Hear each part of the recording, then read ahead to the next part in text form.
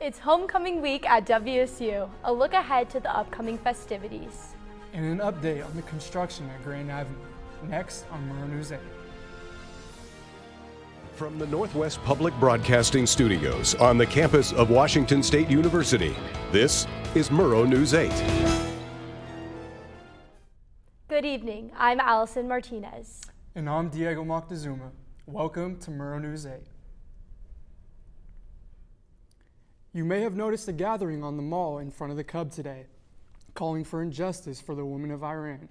The call for action was caused by the unjust death of Mahsa Amini, who, according to a United Nations report, was severely beaten by Iranian police after being taken to a detention facility for not wearing her hijab properly.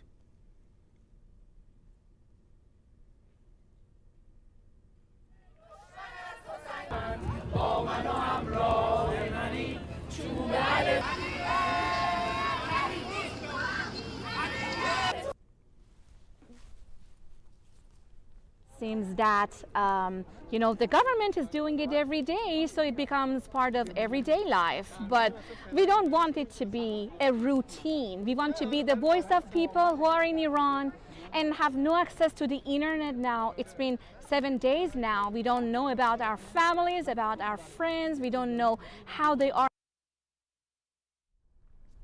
The protesters encouraged students of Wazoo to take to Twitter and voice their support with the hashtag Mahsa Amini and advocate for the women of Iran.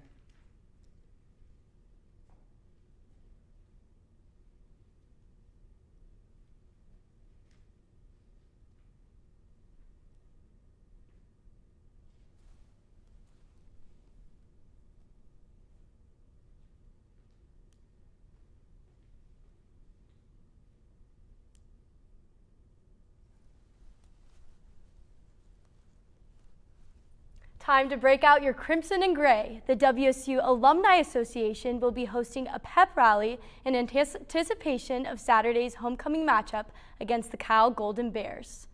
The annual homecoming pep rally will take place this Friday at 6 p.m. on Flag Lane. WSU's varsity athletes, the WSU Cheer Squad, and the Crimson Girls will all be taking the stage at various times throughout the event. After facing staff shortages due to conducting background checks, Cougar Safe Rides has reopened in the month of September. Here's a look into the student-run program. Long walks back from whatever you're doing on or near the Pullman campus can be a pain. It can also be intimidating if you don't like walking in the dark. As long as they're within the Pullman city limits and they're going to a residential zone, we can pick them up and drop them off. Cougar Safe Rides has reopened in the month of September despite facing a shortage of staff. The thing that takes a while about processing new volunteers is they have to pass a background check. The free student-run program provides rides for Wazoo students at night, Wednesdays and Thursdays 7 to 11 p.m., and Friday and Saturday 8 p.m. to 2 a.m. It just isn't enough. We do have the police program, and police officers will help people at night, but some people aren't comfortable with calling the police. You've walked around campus and seen these emergency poles. This puts you in direct contact with the Pullman Police Department. Well, if you don't want to interact with the Pullman Police Department, use Cougar Safe Rides, a student-run program just for you. Safe Rides made me feel really comfortable and safe because we were kind of far away from our home. Cougar Safe Ride vehicle departs from Wilson Short Hall and will head to your location. Reporting in Pullman, I'm Diego Moctezuma, Murrow News 8. Grand Avenue in downtown Pullman is finishing construction today after a water main broke last Saturday afternoon. The construction is expected to cause slight delays and restrict traffic from 7 a.m. to 10 p.m. tonight. This road closure is expected to finish up with normal traffic resuming Wednesday morning. A renovation error was believed to have started a fire yesterday at the Edison Center in a space owned by Red Card Pub and Grub. According to a press release, the owner who leases the property was attempting to remove the glue that held the carpet to the floor with acetone and a scraper. The fire was able to be controlled in about 20 minutes by Whitman County District 12 and the Pullman Fire Department. This past Friday, a memo was sent out to University of Idaho staff letting them know that new restrictions will be placed on the discussion and administration of abortions or birth control. The memo states the university is making this change to avoid any legal or monetary punishments from the state. The new rules make it so the discussion or counseling on abortion, birth control, or any other forms of contraception in a non-neutral manner are not allowed. Pullman High School students staged a walkout and marched to downtown Pullman on Friday. The march comes as a response to the alleged rape of a female student that was posted on social media. According to Moscow Pullman Daily News, Pullman Police Chief Jake Opengorth says an active investigation exists but was not able to provide more information. The Pullman High Principal and Superintendent have issued an email denying the claims posted on social media. Coming up, an update on Hurricane Ian and what areas may be affected. And a look ahead at this week's weather from Emmett Savores. Next on Murrow News 8.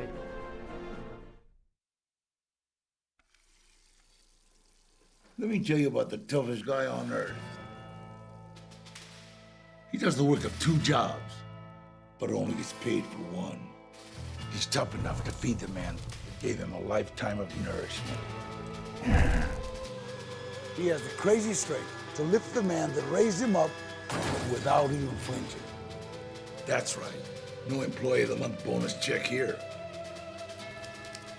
This guy, no, this warrior, will always be by his father's side, even if his dad will hardly remember. Good luck finding a gym to train for that. If this guy isn't the toughest guy on the planet, then I don't know who is. Caregiving is tougher than tough. Find the care guides you need at aarp.org/caregiving. Secret Services confiscated 24 agents' cell phones in response to the riot at the Capitol on January 6, 2021. Department of Homeland Security Inspector General Joseph Ghaffari has had access to the phones since a July 19 letter was sent by his office. It is also unclear what information, if any, has been able to be received from the cell phones. Florida residents are anxiously preparing for the arrival of Hurricane Ian. Ian is gaining strength in the Gulf of Mexico and is headed for a potentially catastrophic strike on Florida beginning tomorrow. Ian's center is over the southeast Gulf of Mexico after raking across western Cuba. Hurricane warnings are in effect for parts of Florida's west coast and some degree inland. It may be fall, but the temperatures say otherwise. Emmett, what do we have for the weather this week? Thank you, Allison. Yeah, it's been a bit warm today. It's been up at 90, and actually, we're getting close to historically warm. The highest previously on September 27th is actually up at 94. But again, we are at 90. But as we move into tomorrow, it's going to be mostly sunny, sitting at about 78 degrees with a low of 46. But we should expect some showers later at night. Let's move on to the rest of the state of Washington.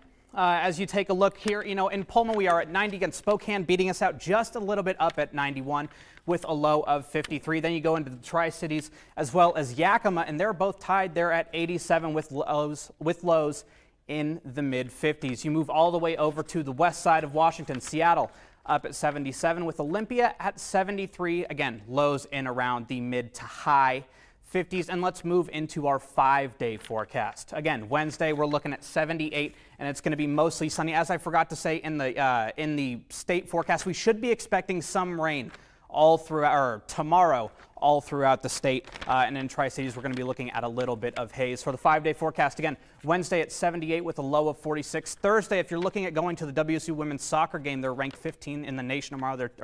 On Thursday, they're taking on Colorado, and it's going to be It's going to be showering. It's going to be a little bit wet and rainy all day tomorrow. It's going to be sitting at 63. As we move into Friday and the rest of the week, it should be getting a little bit warmer after that drop down to 63. It's going to be up at 67 on Friday. Saturday, if you're looking at the Coug football game, should be 73. I'd bring a jacket because it's going to get colder a little bit later. And then on Sunday, it's going to be at 76. Back to you guys at the desk. Coming up, Catherine Rowley has your preview for this weekend's homecoming football game against Cal. And an update on the Wazoo volleyball team, next in sports.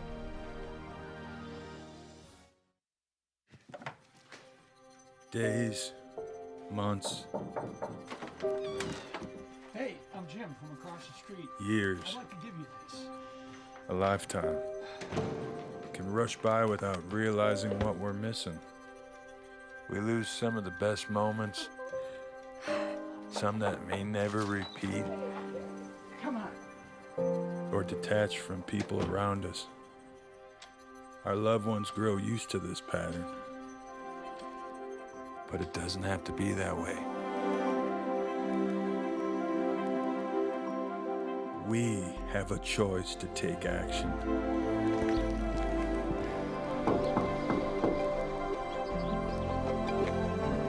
It's never too late to live a full life again.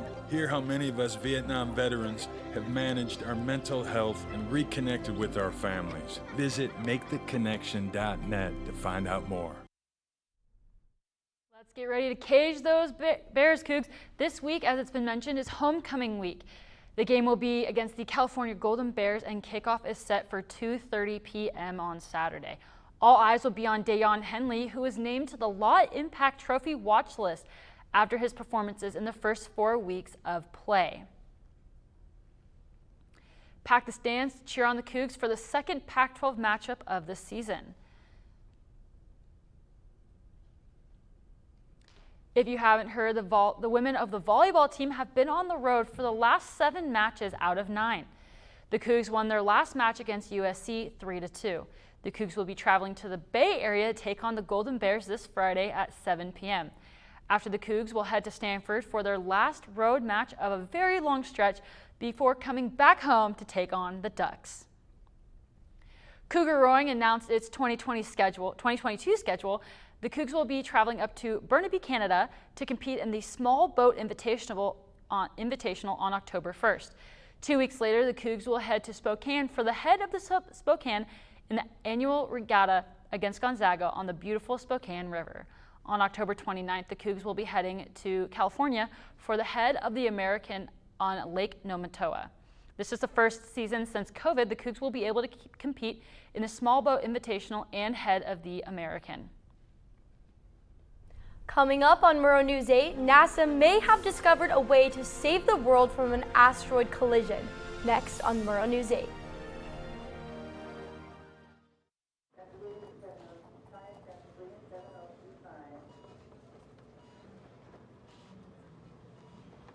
It's okay to be scared. You don't have to be so strong.